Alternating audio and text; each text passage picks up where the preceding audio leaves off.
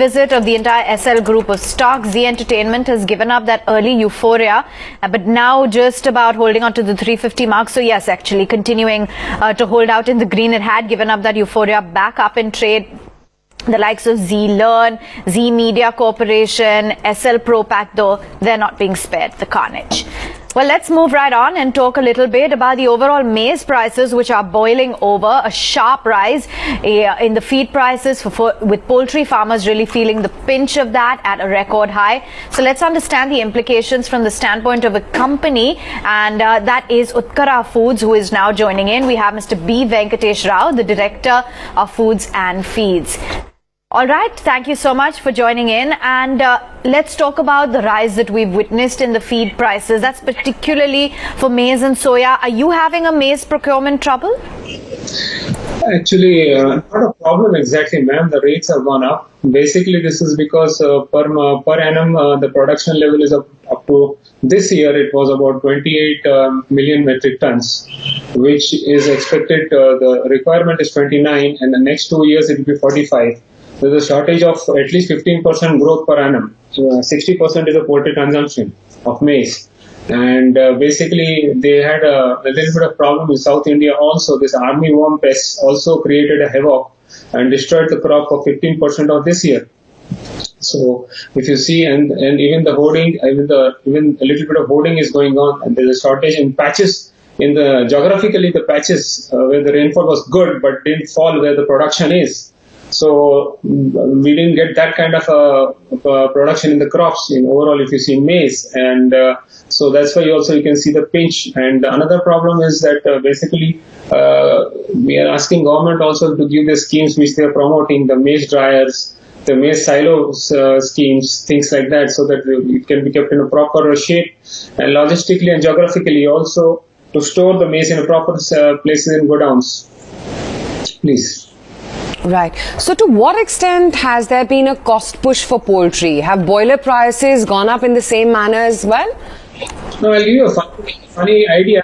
Last year in January, the realization of the broilers were not so good, and the maize prices per kilo was 5 rupees less. But now this 5 rupees is more, it's touching 20 rupees a kilo. But the realization of the chicken is good, but it's a blessing in disguise. But this is not a proper answer what I'm giving you. But still, we are coping up. If you see in Maharashtra, the rates are good. In Andhra, the rates are good. In eastern sector is good. North is not doing so good. So somehow it is coping up with the realization and is covering the rates. But this is not the proper answer what I'm trying to give you. Now, to what extent have you hiked prices in poultry, and would it be enough to cover your margins? Yeah, actually, if you see, naturally it impacts your bottom line, but I think it's still doing better, and it's doing okay, you can say, because if the maize prices were good enough, we would have done realization much, maybe 2, 3, 4% much better.